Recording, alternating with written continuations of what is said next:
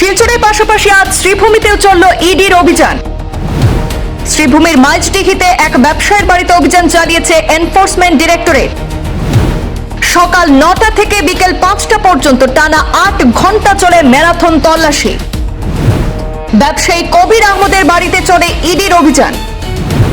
অভিযানে একাধিক নথিপত্র বাজেয়াপ্ত করে নিয়ে যাওয়ার খবর, তবে মুখ খুলেনি তদন্তকারী দল।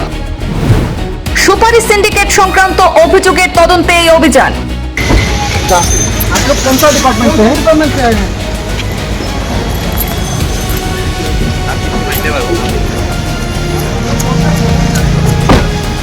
कौन सा डिपार्टमेंट? इनकम टैक्स है क्या?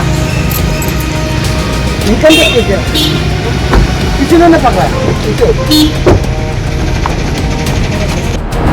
শ্রীভূমি শহরে আজ বুধবার সকাল থেকেই শুরু হয় জোর চর্চা। মাইজডিহি এলাকার এক সুপারি ব্যবসায়ীর বাড়িতে পৌঁছে যায় এনফোর্সমেন্ট ডিরেক্টরেট বা ইডির এক তদন্তকারী দল। এরপর প্রায় 8 ঘন্টা ধরে চলে তল্লাশি অভিযান, যা ঘিরে এলাকা জুড়ে তৈরি হয় ব্যাপক কৌতূহল।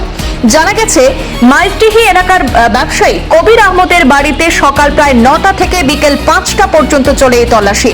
অভিযানের সময় তদন্তকারী দল বাড়ির বিভিন্ন নথি এবং ব্যবসায়িক লেনদেন সংক্রান্ত তথ্য খতিয়ে দেখে। সূত্রের দাবি, সুপারি ব্যবসা সংক্রান্ত আর্থিক লেনদেনে ওঠা অভিযোগের তদন্তের অংশ হিসেবে এই অভিযান পরিচালিত হয়েছে। তবে এই অভিযোগ সম্পর্কে ইডির পক্ষ থেকে এখনো পর্যন্ত কোনো আনুষ্ঠানিক বক্তব্য প্রকাশ করা হয়নি। স্থানীয় সূত্রে জানা যায় যে দীর্ঘ তল্লাশির পর তদন্তকারী দল ব্যবসায়িক লেনদেন সংক্রান্ত একাধিক গুরুত্বপূর্ণ নথিপত্র নিজেদের হেফাজতে নিয়েছে। যদিও ঠিক কী ধরনের নথি বাজেয়াপ্ত করা হয়েছে বা সেগুলির সঙ্গে তদন্তের কী সম্পর্ক, সে বিষয়ে স্পষ্ট কোনো তথ্য এখনো জানায়নি।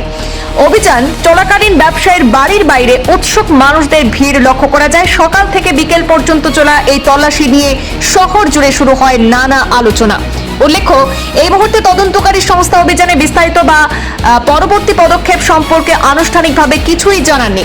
ফলে তদন্তের প্রকৃত দিক, অভিযোগের ভিত্তি বা বাজেয়াপ্ত হওয়া নথির গুরুত্ব সম্পর্কে পরিষ্কার কোনো কিছু এখনো সামনে আসেনি। আজ ইডির অভিযান বরাকের বিভিন্ন জায়গায় চলে।